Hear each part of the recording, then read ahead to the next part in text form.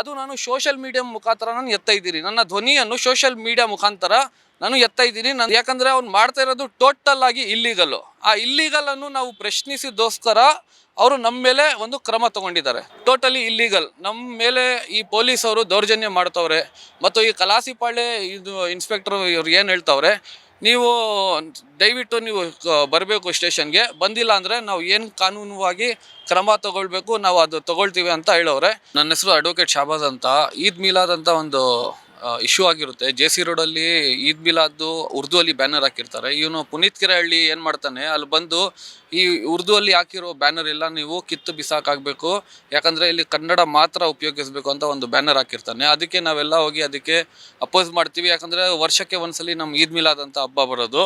So ಅವ್ನು ಬಂದು ಅಲ್ಲೇ ಪದೇ ಪದೇ JC ರೋಡ್ಗೆ ಬನ್ನಿ ಅಂತ ನಮ್ಗೆ ಕರಿತಾನೆ. ನಾವಾಗ ಅಲ್ಲಿ ಹೋಗ್ತೀವಿ. ಅಲ್ಲಿ ಹೋಗಿ ಅವ್ನಿಗೆ ಕರಿತೀವಿ, ಬಾಪ ನೀನು ಯಾಕೆ ಪದೇ ಪದೇ ಬಂದು ನೀವು ನಮ್ಮ ಹಬ್ಬಕ್ಕೆ ಅಡ್ಡಿಪಡ್ತೀಯ ಅಂತ ನಾವು ಹೇಳಿದಾಗ ಅವನು ತಿರ್ಗಾ ವಿಡಿಯೋ ಎಲ್ಲ ಮಾಡಿ ಹಾಕ್ತಾನೆ. ಅದಾದ ನಂತರ ನಮಗೆ ಕಲಾಸಿಪಾಳ್ಯ ಪೊಲೀಸ್ ಸ್ಟೇಷನ್ ಅವರು FIR ಹಾಕ್ತಾರೆ ನಮ್ಮ ಮೇಲೆ. ಯಾಕೆ FIR ಹಾಕ್ತಾರೆ ಅಂದರೆ, ನಾವು ಆ ಜುರಿಸ್ಡಿಕ್ಷನ್ಗೆ ಹೋಗಿ ಅಲ್ಲಿ ಒಂದು ಏನು ಪ್ರಶ್ನೆ ಮಾಡ್ತೀವಿ, ನೋಡಪ್ಪ ನೀವೆಲ್ಲ ಹಬ್ಬ ಎಲ್ಲ ಮಾಡ್ತೀರಾ, ನಾವು ಅದಕ್ಕೆ ಏನು ಆಕ್ಷೇಪಣೆ ಇಲ್ಲ, ನಾವು ಏನು ಮಾತಾಡೋಲ್ಲ ಅದ್ರ ಬಗ್ಗೆ, ನಾವು ಹಬ್ಬ ಮಾಡುವಾಗ ನೀವು ಯಾಕೆ ಬಂದು ನಮಗೆ ಟ್ರಬಲ್ ಮಾಡ್ತೀರಾ ಅಂತ ಕೇಳಿದಾಗ ಈ ಕಲಾಸಿಪಾಳ್ಯ ಪೊಲೀಸ್ ಅವ್ರು ಏನು ಮಾಡ್ತಾರೆ, ನಮ್ಮ ಜೊತೆ ಇನ್ನೂ 5 ಜನ ಮೇಲೆ FIR ಹಾಕ್ತಾರೆ.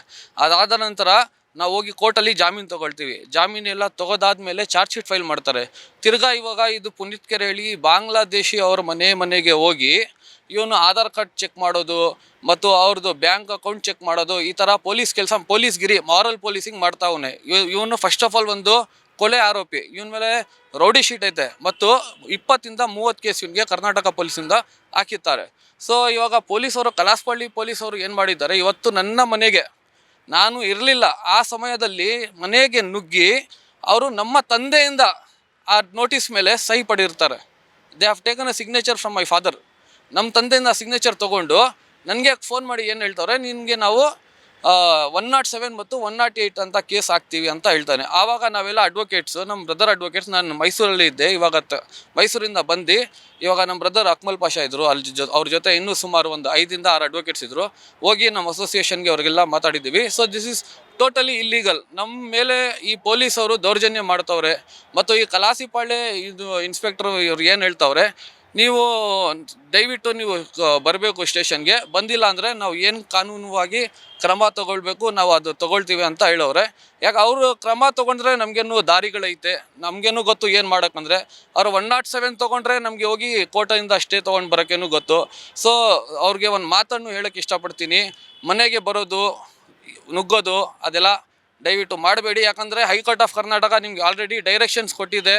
ನೀವು ಯಾರಿಗಾದರೂ ಕರಿಬೇಕಾದ್ರೆ ವಾಟ್ಸಪ್ ಮುಖಾಂತರ ಇಲ್ಲಾಂದರೆ SMS ಮುಖಾಂತರ ಕರಿಬಾರ್ದಂತ. ಅವನು JC ರೋಡ್ ಜುರಿಸ್ಡಿಕ್ಷನಲ್ಲಿ ಬರ್ತಾನೆ. ಬಂದು ಅವನು ಈದ್ ಮಿಲಾದ್ ಬ್ಯಾನರ್ ನೀವೆಲ್ಲ ಬಿಚ್ಚಬೇಕು ಅಂತ ಹೇಳ್ತಾನೆ. ಅವನ ಮೇಲೆ ಏನು ಕಾನೂನುವಾಗಿ ಕ್ರಮ ತಗೊಳ್ಳಲ್ಲ. ಆದರೆ ನಮ್ಮ ಮೇಲೆ ಅವರು ಕಾನೂನಿ ಕ್ರಮ ತಗೊಳ್ತಾರೆ. ಸರ್, ಮನೆಗೆ ನುಗ್ತಾ ಇದ್ದಾರೆ ಪೊಲೀಸವ್ರಿಗೆ ಹಾಕ್ಕೊಂಡು. ನಾನು ಅಡ್ವೊಕೇಟ್ ಇದ್ದು ನನ್ನ ಅಡ್ವೊಕೇಟ್ ಮನೆಗೆ ಪೊಲೀಸವರು ಈ ಥರ ನುಗ್ತಾ ಇದ್ದಾರೆ ಅಂದರೆ, ನಮ್ಮದು ಕಾನ್ಸ್ಟಿಟ್ಯೂಷನಲ್ಲಿ ಏನು ರೈಟ್ಸ್ ಇರುತ್ತೆ, ಫ್ರೀಡಮ್ ಆಫ್ ಸ್ಪೀಚ್. ಅದು ನಾನು ಸೋಷಿಯಲ್ ಮೀಡಿಯಾ ಮುಖಾಂತರ ನಾನು ಎತ್ತಾ ಇದ್ದೀನಿ. ನನ್ನ ಧ್ವನಿಯನ್ನು ಸೋಷಿಯಲ್ ಮೀಡಿಯಾ ಮುಖಾಂತರ ನಾನು ಎತ್ತಾ ಇದ್ದೀನಿ. ಯಾಕಂದರೆ ಅವ್ನು ಮಾಡ್ತಾ ಇರೋದು ಟೋಟಲ್ ಆಗಿ ಇಲ್ಲೀಗಲ್ಲು. ಆ ಇಲ್ಲೀಗಲನ್ನು ನಾವು ಪ್ರಶ್ನಿಸಿದೋಸ್ಕರ ಅವರು ನಮ್ಮ ಮೇಲೆ ಒಂದು ಕ್ರಮ ತಗೊಂಡಿದ್ದಾರೆ. ಅದು ಒಂದು ಘೋರ ಅನ್ಯಾಯ. ಸೊ ಅದಕ್ಕೆ ನಾನು, ನಮ್ಮ ಲೀಡರ್ಸ್ ಇದ್ದಾರೆ, ನಮ್ಮ ಹೋಮ್ ಮಿನಿಸ್ಟರ್ ಸಾಹೇಬ್ರು ಹೋಗಿ ನಾನು ಭೇಟಿ ಮಾಡಿ ಅವ್ರ ಹತ್ರ ಏನು ಮಾತಾಡಬೇಕು ನಾನು ಅವ್ರಿಗೆ 100% ತಿಳಿಸ್ತೀನಿ. ಮತ್ತು ಬೇರೆ ಲೀಡರ್ಸ್ಗೇನು ನಾನು ಕಾಂಟ್ಯಾಕ್ಟ್ ಮಾಡಿದ್ದೀನಿ.